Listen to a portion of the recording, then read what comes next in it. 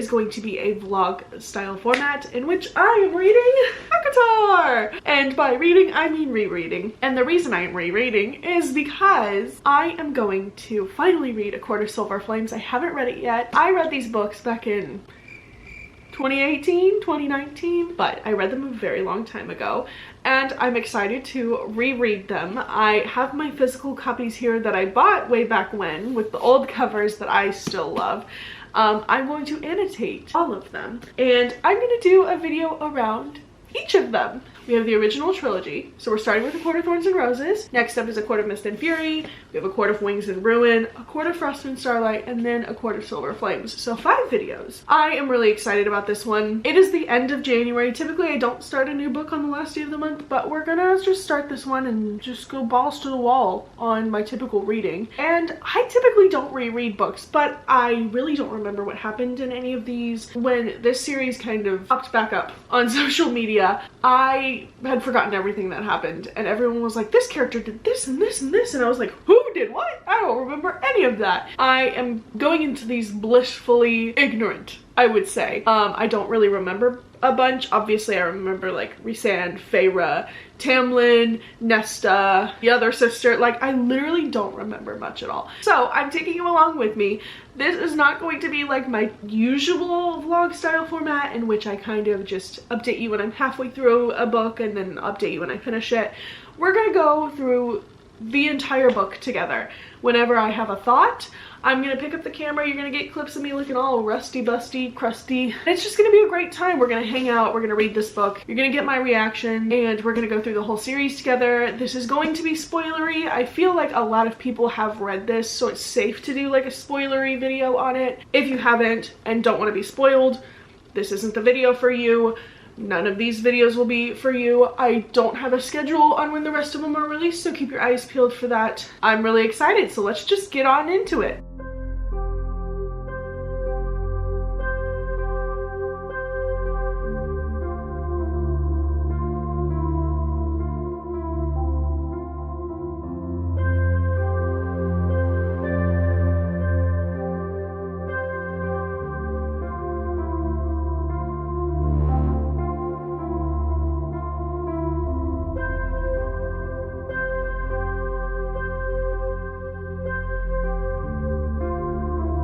I'm on page 5 and I'm already chuckling a little bit because I typically don't read fantasy. I would like to change that. I would like to read fantasy more. I enjoy fantasy. However, it just takes a lot of brain power that sometimes I don't have to give. So I typically stick to like romance, general fiction, things like that. Anyways, diving back into a fantasy, it's kind of funny how this is written. It's very like 2013 fantasy. When was this written? I can't even remember. Hold on. I gotta go back to the 2015. Okay, so I wasn't too far off. For example, so she's talking about the arrows that she has. She has spotted the wolf, and she's talking about the arrows and weapons she has. From songs to us as lullabies over all our cradles, we all knew from infancy that fairies hated iron. But it was the ashwood that made their immortal healing magic falter long enough for a human to make a killing blow. Or so legend and rumor claimed. And those little like, or so legend and rumor claimed. There was another one that I read earlier, just those little tidbits of additional thoughts, I guess. Additional fragment. I don't know what that would be considered, but I read it very much like how I read it to you just now. It's like, or so legend and rumor claimed, and it comes off so cringy to me. I had forgotten how fun this was. Also I remember the sister's name is Elaine now because I just read it, and I had remembered that she like started off hunting. I had remembered that, but I didn't really process much, and so like I said, I was kind of going into this blind, and it's already fun. So I'm already having a blast. I'm on page 5. I was supposed to watch Game of Thrones this week. I think I'm just gonna be reading this. I'm gonna make some progress on this, and then maybe I'll watch some Game of Thrones and then read more of this because this is great. Okay, so I haven't made much progress. I'm on page 18, and Nesta's talking about the person that she wants to like marry or whatever. And I just remembered that Elaine gets like super depressed because she wants to marry someone. I'm talking to Whitney. Whitney, say hi. Hi. Do you have anything else you'd like to add about the ACOTAR series? Hold on, I got nervous. on YouTube for years gets nervous when someone else pulls out a camera. On the record, it's not that good. Off the record, 5 stars. I'm on page 53. Feyre's now in the spring court, and we have been introduced to Lucian for the first time and his gorgeous red hair. I'm not the type of reader who sees things in my head. Whitney and I were kind of talking about this. I get subtle visuals in the sense that, like, if you describe to me red hair, I can picture, like, his long red hair. Do I create the character in my mind? No. And that's what I think is so fascinating about, like, fan art and things. I'm like, how did y'all figure out what this character looked like? Because in my mind, I can see all the individual components of how a character is described, but I don't see the full character. So as they're describing the masks, they're like, it was gold, you could see the scar from his brow to his jawline, emerald and leaves around the eyes. I'm like, I can see all of those things individually. I can see a gold mask, but I don't see the shape. Or, like, they're describing Lucian's as, like, a fox. And you can only see, like, his jawline, like, the lower half of his face. And, like, I can imagine that. Like, I can imagine a mask that looks like that. But I can't imagine a mask that looks like that on a character with red hair. I don't know. It's so weird. And so my reading experience is very, like, I read the words on the page and I can kind of picture them, but not really.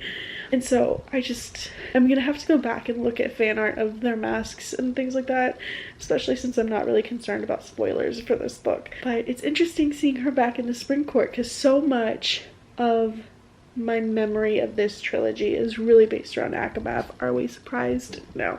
So it's just interesting being back here. I'm really excited for ACOTAR, and I'm kind of like forcing myself to get through this so I can get to ACOTAR. It's interesting rereading this and, like, knowing kind of what's to come, because it makes this really boring. But I'm having a good time nonetheless. It's late for me. It's like 10:15. I'm in bed by 10 kind of girl. I'm finishing for now on chapter 10.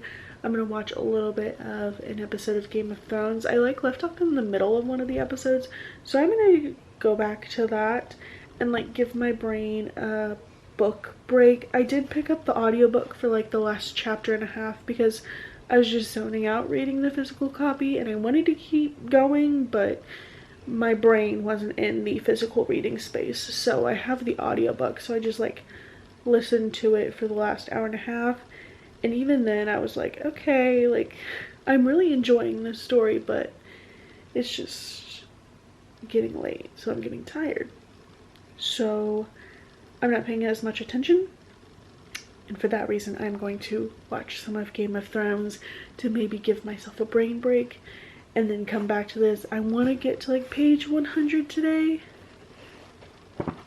We'll see. I mean, I'm on page 90, so, like, I'm basically there, but I could go for another chapter or two tonight. I just need to give myself a little mental break, so I'm gonna do that. Good morning. It's day 2 of my journey with ACOTAR. I have spent this morning reading, and then I just ate some lunch and listened to the audiobook while I was eating. So she's in the study, and she just came across the mural, and she's, like, talking about it. How can someone who is illiterate know the word effervescent? That's all I have to say. It's just like, she's sitting there talking about, like, her lack of knowledge in terms of literature and writing and reading and just words in general, because she wasn't taught that growing up. But then she's like, no, it's effervescent. I have never once said effervescent in the middle of a sentence. Ever in my life, except for, like, these that I'm saying here. But, like, I've never just casually said effervescent in a conversation. Miss Feyre, you've got some explaining to do. Clearly, I have now showered. I'm on chapter 20. I just haven't updated in a minute because I feel like nothing's happening. They're about to start their fire night thing, and they were just visited by the mysterious invisible person who works for this woman that they've been talking about. I believe it's Amarantha. I can't remember her name. but like I remember that like Reese is at the end of the book involved with her in some way. I am just like not bored, but bored, if that makes any sense. I feel like nothing's really happening in the book, nothing's really driving the plot. You just have a bunch of brooding men, especially knowing what's to come in the next book. I'm like just kind of anticipating that, and this book is obviously setting that up, but I'm just really excited to get A Court of Mist and Fury. And so this book, I'm like, okay, it's Tamlin, whatever, like I'm kind of over it. I do enjoy kind of getting back with Lucian's character and like remembering certain things and all of that, but this book definitely doesn't hold up as much as I remember it. Here's the thing, is that I feel like once you know what happens next, the reread isn't as good. Does that make any sense? Because now I'm anticipating A Court of Mist and Fury, whereas when I initially read this I was like, ooh, Tamlin. Now I'm like, ooh, Tamlin, you know? So yeah, I don't know, it's kind of weird. But I'm on page 180. I'm currently doing reading sprints with Olivia Reads a Latte on her Patreon and just hanging out, getting some reading done. I would love to finish this today. I don't think I will, but I would love to. And the ice is starting to melt, so I'll probably have to go back into work tomorrow, which sucks. We just got introduced to Reese, and I'm not gonna lie to y'all, I'm kicking my feet right now. I would love to know y'all's opinion on this. Do you think that when Sarah J Maas wrote ACOTAR, was she anticipating the Tamlin Reese situation? Do you think that Tamlin was originally intended to be our love interest, and then when she started writing book 2 she decided to change that up? Or do you think we were always meant to like end up with Reese in book 2? Because the shift is jarring at times. I would love to know you guys' thoughts, but I'm gonna get back to that. Sorry, I'm blushing. It's just shy of 4 o'clock. I have just gotten to the part in the book where Tamlin takes Beira out and they're sitting by the willow and he's like, I'll let you hear the willow singing if you kiss me, and she falls asleep after kissing his hand. Listen, the man has a way with his words, and I know I can't stand him, but like I had forgotten how good Sarah J Maas writes her like love interests. I'm blushing. I'm so thoroughly enjoying this, much more than I was before. I think now that we've got like an inkling of romance and like more of a plot going along with it, like I'm enjoying it more. It just like the first little bit was a little bit slow, as the first book in most fantasy book or series are. Anyways, like I said, it's just before 4 and I'm ready for a nap. So I'm gonna take a quick little nap and then I'll get back to some reading, but it's time to rest. But it's like gently raining outside. You really can't see, but it's like gently raining. It's cold, and I love napping like midday when it's dark in the room but you've got the sunlight. Oh, it's like overcast. It's perfect napping weather. So it's time to nap and then we'll get back to my book, but I'm excited. I am awake from my nap and I think we're about to get more Reese content, so I'm awake. Yup. Ah! Oh my god, hold on, I gotta tap this. I'm gonna tap this in steamy scene.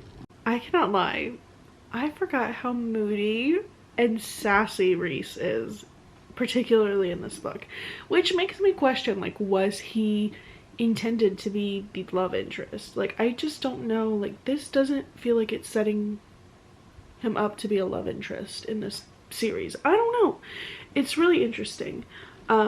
Thoroughly enjoying it, having a great time now that Reese is here. Oh my gosh. These are all my tabs so far. So the black, or like the dark gray, is men are moody. The red is steamy scenes, like, you know, romantic tension building, or just like anytime Reese talks, basically. This light gray is my favorite quotes, and then there's like a peachy skin tone color here, and that is Gaslight Gatekeep Girl Boss. So the gray and the Gaslight Gatekeep Girl Boss kind of look the same, but they are different. And I'm on page 239 and I will not be stopping. I should note that it was never my intention to have every single update be from the comfort of my bed, but that is just how this glorious week has gone for me. I've obviously gotten up and done stuff, but I've been doing a lot of my reading in bed. I am on chapter 29, so page 255. Feyre has just gone home. I had completely forgotten about this. I'm very much so picturing Beauty and the Beast in my head. This is obviously Beauty and the Beast retelling, if you didn't know. And I'm very much so like picturing her going back home and like looking back with her mirror. I've forgotten kind of what all happens. There's only like 150 pages left, and I remember they go under the mountain and Amarantha's there, and I feel like Rhys is like with her, like right next to her, and he talks to Feyre in her head, and I like don't remember what all happens, but it's interesting like how little I feel like has happened in the first 250 pages. Obviously there's a lot that has happened, but it's just like knowing that there's still so much to get to. Like we haven't gotten to the climax of the story yet, I don't think. Like I feel like the story really kicked off when Rhys showed up at lunch, or at least the conflict kicked off, so I guess we'll see what happens now. I was trying to update you and I moved my blanket and I lost my page. This is tragic. Anyways, oh, my camera's dying. That's why I haven't updated you. Please hold.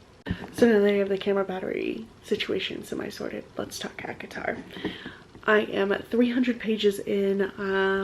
Feyre's under the mountain talking to Amarantha. Amarantha's just proposed the 3 tasks challenge or whatever it is that she can do to free Tamlin. And I had forgotten what Amarantha looked like.